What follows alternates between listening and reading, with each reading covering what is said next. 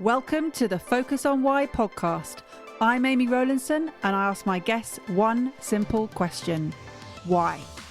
Focusing on the importance of why, I share with you the relatable, uplifting and inspiring conversations I have with people from all walks of life. This podcast will encourage you to focus on your why to enable and empower you to achieve the success you desire. Have a purpose, have a plan, focus on why. Before we get started, are you thinking of creating a podcast or are you a podcast host already?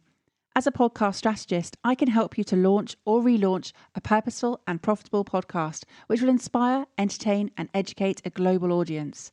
Simply book in a one-to-one call with me right now via the Calendly link in the show notes, and together we'll focus on the purpose of your podcast. Today on Focus on Why, I am joined by Tasneem Ali. Welcome, Tasneem. It's an absolute pleasure to have you on the show. Thank you so much, Amy, for having me. It's such a pleasure to be on your podcast.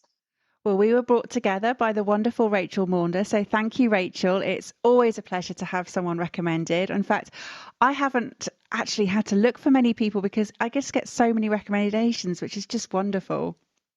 Yeah, I mean, it's the topic of your podcast is so inspiring that I'm sure when people listen to it, they feel like, oh, I just want to be a guest on your podcast. And that's how I felt for sure.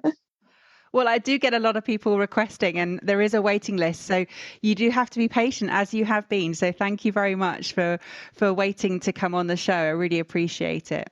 You're very welcome. So what is it that is leading you to want to share on the show? What is it you wanted to why did you want to be a guest essentially? Well, I think it's first the topic of sharing your why. I think as life gets on and, we do what we do, I think a lot of people tend to forget why they're doing certain things, especially in your career, in your job, where you're spending a huge chunk of your life. And I think as I listened to your podcast and when Rachel mentioned about it as well, I felt like going deeper into what you do and why you do it is so important to lead a purposeful life. And hence that's the reason I reached out. And I thought, well, if I can share my story and inspire even one person, I think it would be a life well lived. Well, I think there might be more than one person that you inspire today. I hope so. So why don't you take us back and share your story then, Tasneem? All righty. Okay, so my story is, so just to set the stage, I am an authentic leadership coach and I support introverts in growing their career by creating this leadership presence and in the process getting out of their own way. So having established this, let me take a step back and tell you why I do what I do.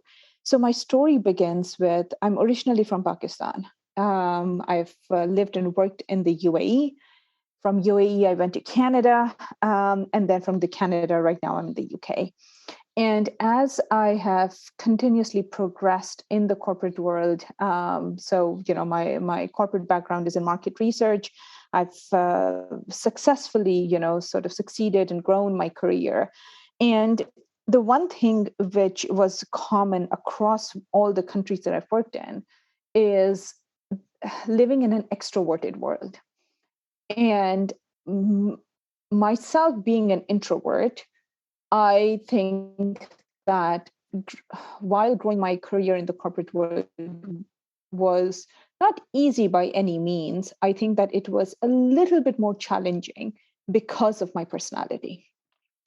And I think that as I thought about pivoting and doing something more with my life, and it took me a while to figure out what is missing. What is it that I want to do more? And when I came across a coach and got coaching myself, I realized that this is exactly what I want to do. And as I started getting more of coaching, I realized that if ever I pivot or do something more in my life, in my work, this is exactly what I'll do. So I got trained as a coach. And when I got trained as a coach, there's my training allows me to support a wide variety of people. But my heart kept going back to two main things.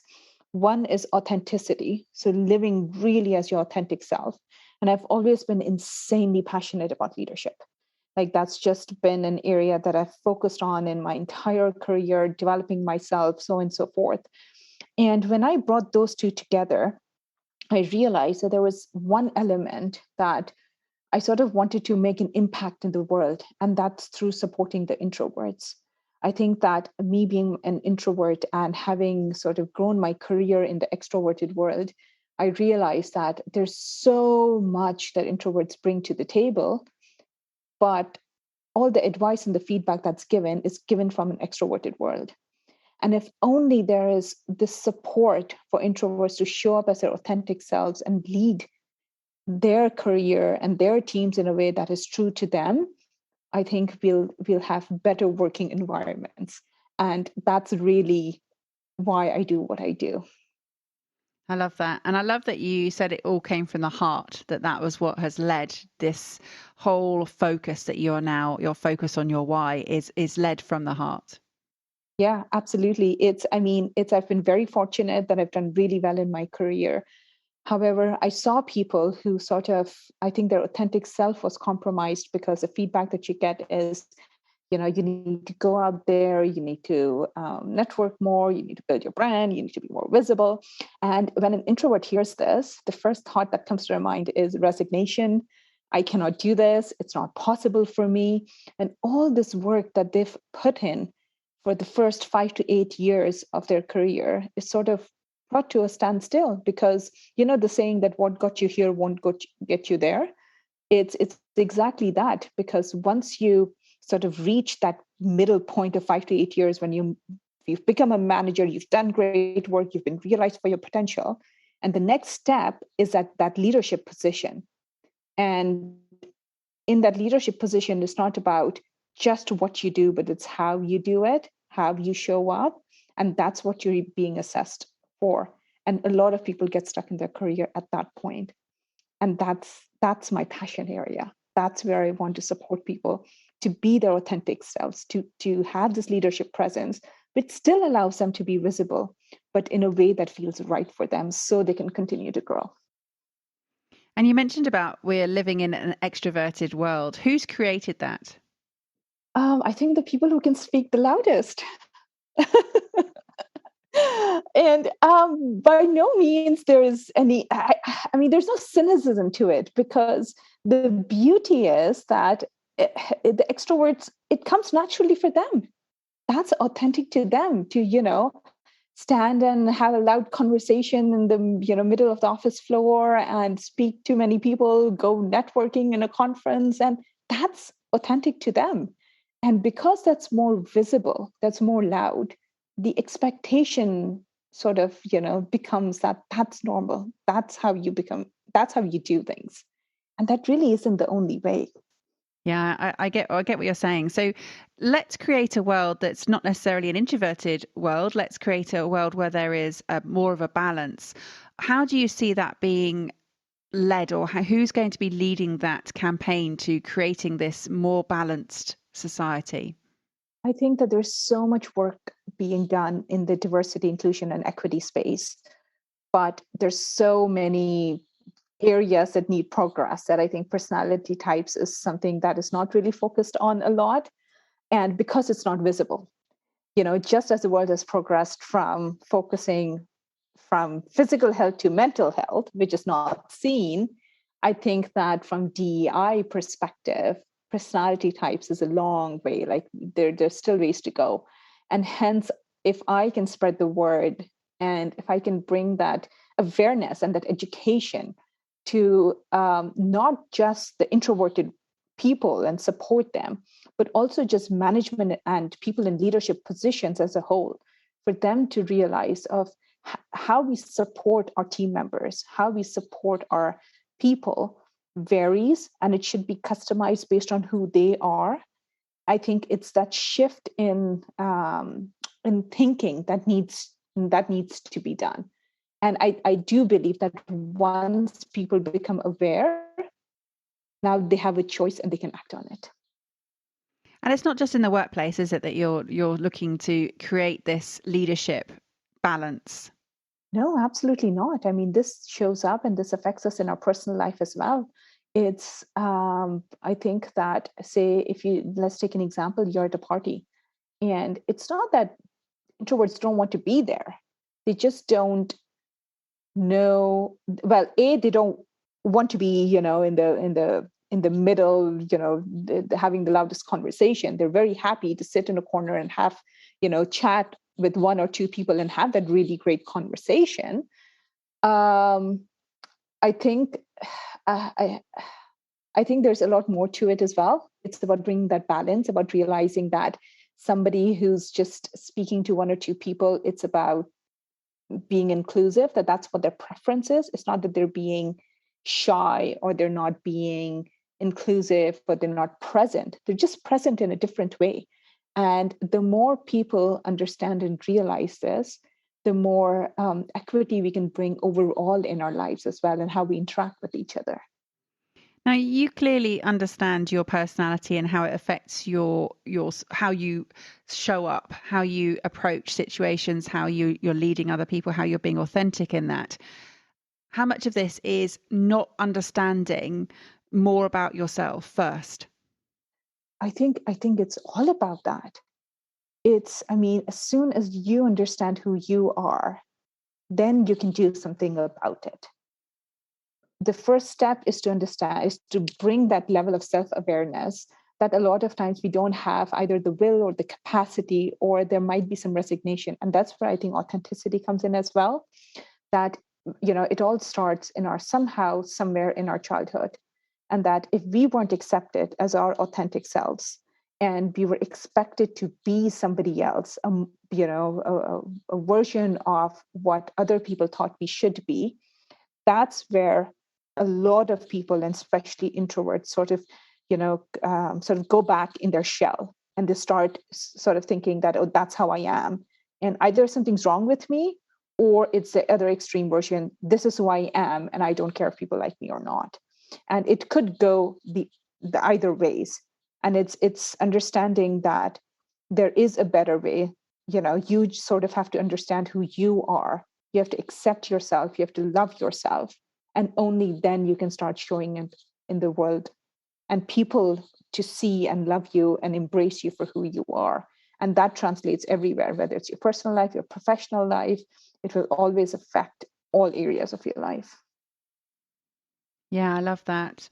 It's so important, isn't it? It comes down to love, and quite often, if you wanted to sort of see the origins of a lot of what we do and why we do it, it comes down to understanding who we are as an individual, and then understanding who we are and how we show up. And as you said, it's about seeing, loving, and embracing who you are, not only others, but yourself first as well. So it comes back to that moment.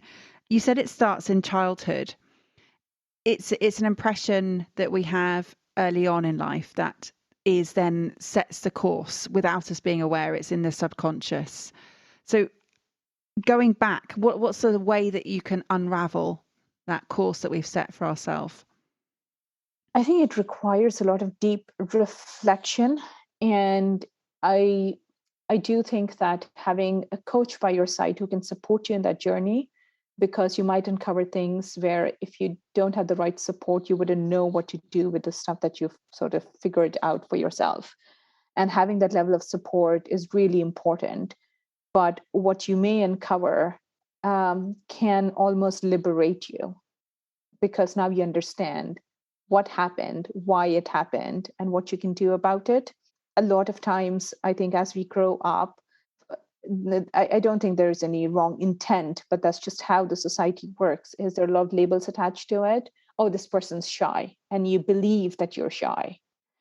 She's not confident, and you start believing that you're not confident. But maybe it wasn't really about confidence. It wasn't about being shy. It was just about courage. It's about somebody saying, yes, you can do it. Go ahead. And if that level of support is provided, where there's this encouragement to be who you are and do the things that feel right to you, then you can almost keep stepping up and doing those things. But if some part of your authentic self was compromised when you were young, then you learn to not like yourself.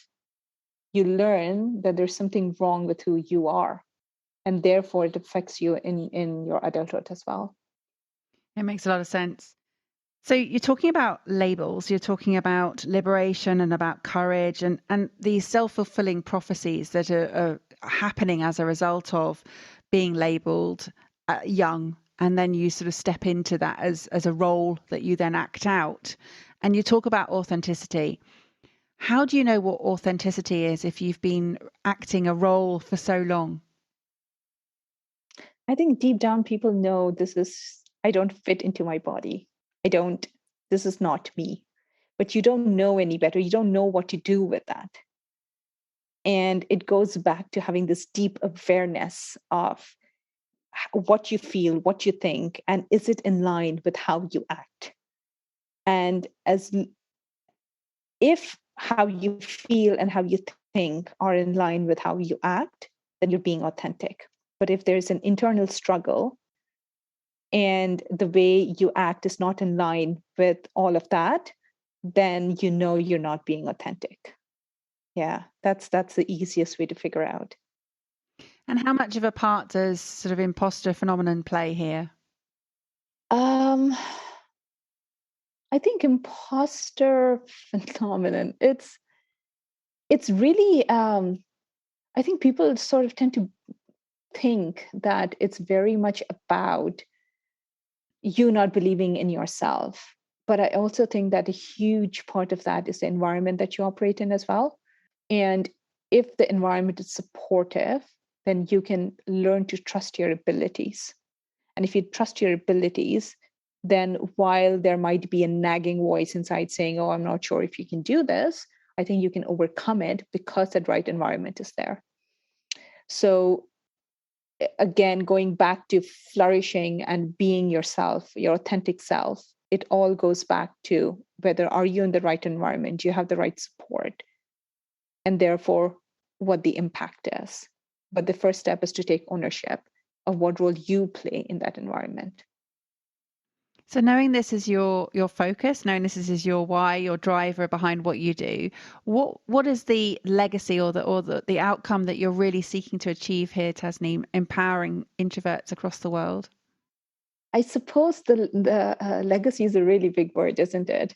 And I think the way I can answer it is 20 years from now, if I look back and I see if I've made small but consistent impact in people's lives, whether it's through coaching, whether it's they've attended a training, whether they've heard a podcast and they've been inspired to be a little bit more authentic, maybe, be accept the introverted version of themselves.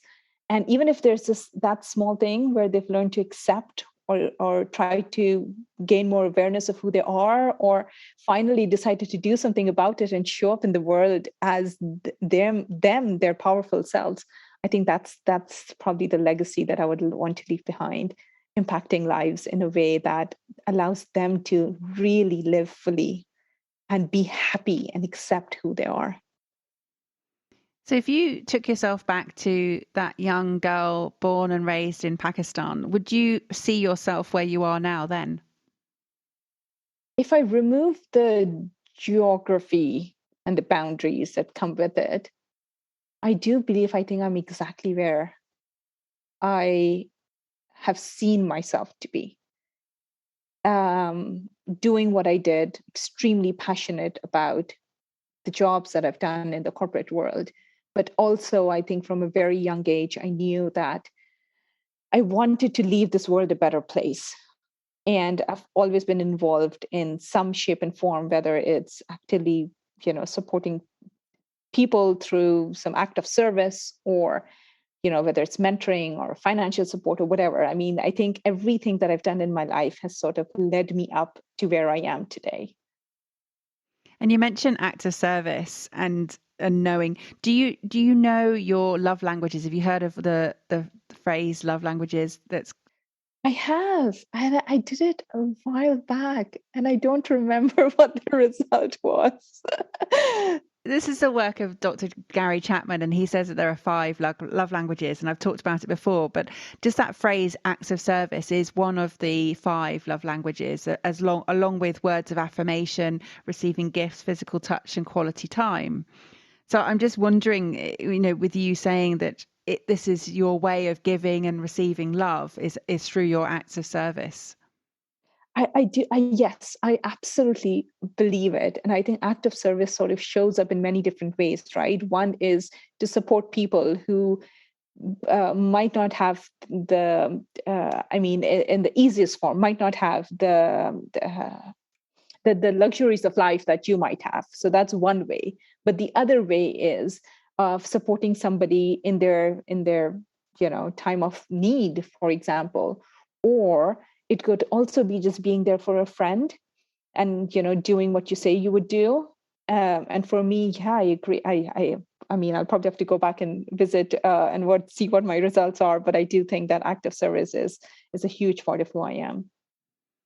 And you mentioned environment and the importance of the environment that we operate in and how supportive we have that. How much does sort of the environment that you were brought up with and around you impacting the way that you're perceiving the world and the possibilities that you have going forward?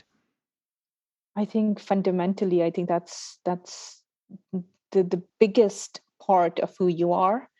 I think studies after studies have shown that it's the environment that the child grows up in up to the age of 7 is it's the formative years, and that's going to actually dictate what they become or how their lives are going to be 20, 30, 50 years onwards from there. And I think that if you're brought up in the right environment in the first few years of your life, where where you're shown possibilities, where you're encouraged, where you're celebrated, then the trajectory of your life will be very, very different. And absolutely, I think environment continue, and not just, it doesn't stop at 8, 7, right? It's the environment that you continue to be in, and as you become older, you choose to be in, that will ensure sort of the outcomes that you go after as well. So have there been any challenges for you, Tasneem, as an introvert in an extroverted world that you have overcome that you would like to share with us? I think so. I think that the reason I'm so passionate about supporting people, especially the ones who want to be in leadership positions, is how to create that presence, that visibility at your workplace in a way that feels authentic to you. So back when I probably would say I was a manager, I was a senior manager, and my next step was that director role. And I think that the only thing that was holding me back was not enough people knowing me, and not enough the right people who have the influence or the decision making power, not knowing who I am and why they should promote me to the next level. And I sort of ticked all the boxes in terms of doing great work, clients being happy, bringing the business, like doing all of that. But that big factor was missing. And it was really hard for me as an introvert to start going to conferences and networking with people, for example, and just striking up conversations that just didn't feel right to me. And I think that what I basically did is that I almost took a step back and I said, okay, right, I'm going to do it my way. It might be a little slower, but me trying to strike up conversations with people are not going anywhere because they're awkward and it's just not working out. And I'm trying to be somebody that I'm not because that's what is expected of me. And I think that what I did was I basically, sort of thought about what do I enjoy? What are my strengths? What comes naturally to me? And I started using the small little things like, it's easier for me to grab a coffee with somebody and have a good conversation for 10 minutes in that middle of the day. It's easier for me to reach out to somebody and ask for support or advice on how to grow my career, or I'm having challenges with this client. And it's one by one, you start building these relationships, because one by one, people start to get to know you, a little bit more about you, how you would approach things. And I think that that really helped me slowly and gradually build my visibility internally and externally. And that's been a huge part of how I've overcome that challenge of that visibility bit, and people saying that people don't know you, and therefore you need to work on that before we get you promoted. And I think it's doable. You just have to find your own way. Yeah, I love that. I love the find your own way message here. And it's really interesting because you mentioned right at the beginning about how you want to make an impact on if one person takes action after listening to this, that's great. And it is that one by one approach because I was like, well, you want to impress more people. That's the difference between the introvert and the extrovert approach is that I get that now. I understand what you're saying here is that it's not possible for you because your energy doesn't come that way. It's a very much I'm going to work on this slowly and at my own pace, doing it my own way, as opposed to having to reach the masses and speak loudly from a stage. Yeah, absolutely. It's you just, I mean, and you'll be surprised. There are introverts who love being on stage, who, it's they're confident, and it still gives them energy. They'll be drained right after, but it's, they enjoy that. And if that's your way, then go for it. But it's only when you stop and reflect and understand what is it that you enjoy, what comes naturally to you, what can you get better at, what you want to do, that you can then start crafting that way for yourself. So, what would you say your core strengths are? My core strengths, I think number one is courage. I think that when I want to do something, I just say just one step at a time. You can do this. And I think courage has played a huge part in who I am. And I'm very analytical. So I think that really helps me out in all sorts of situations, especially staying calm under pressure, or it's a fight or fight mode. I'm like, all right, let's take a deep breath and we're going to figure this out. So I think those would be probably my two core strengths, I would say. I love that. And whenever I'm listening to my guest speak, I'm always thinking, what's the title for this episode? What's the core message here? And I keep underlining different things as I'm jotting down notes. And it is that one step at a time, that do it your way. And it's like take a deep breath to just reflect on what it is that you're seeing here. What is it you're experiencing? But that courage, I mean, that is such a big strength. I mean, that is huge. That overrides everything, doesn't it? It overcomes fear, right? Because fear is what holds us back continuously in every aspect of our life. And even if there's, deep desire and deep passion to do something, but if we are so held back by fear, now how do you overcome that fear? You overcome that fear by being courageous, by taking that one step. And soon you'll realize that once you start taking the steps, things start becoming easier. And when they become easier, it becomes second nature. And now you can do it in a way that feels right to you. So it's, yeah. Yeah, I love that. And I can remember my teacher at school saying to me, Amy, you need to have courage of conviction. And I don't even know what that means, but off to the dictionary to go and work out what that actually meant. But at the time, it was a case of just back yourself, understand that you are able to do what you want to do, and that you don't have to keep seeking external validation or look out elsewhere for the answers, that you have these answers. And that's what I'm hearing from you today, is very much that courage to remain calm under pressure and just know that you've got this. Yeah, it's just keep telling yourself, I've got this, right? It's and you do. I think that people generally know, they know what the next step is. They just need to be courageous enough to believe in themselves and take that one step forward. I love that. So taking that one step forward, how will people get in contact with you, Tasneem? Well, the easiest way is to find me on LinkedIn. If you just look up Tasneem Ali and you look at Authentic Leadership Coach, I will show up. And I am also present on Facebook and Instagram, where you can find the links and show notes as well. Perfect. Yeah, absolutely. They'll all be in the show notes. Tasneem, it's been an absolute delight to discover your authentic self. It really has been. And I'm still working on that title for this episode. It will just see which one comes out to the forefront when I'm thinking about it later. But yeah, thank you for sharing what drives people in life and how to lead a more purposeful life. It is obviously the center of this whole podcast. So thank you. Do you have some final words for the audience, please? Well, I would leave them with the famous words of whatever the mind can conceive and believe, it can achieve. Thank you for listening to Focus on Why with me, Amy Rowlandson.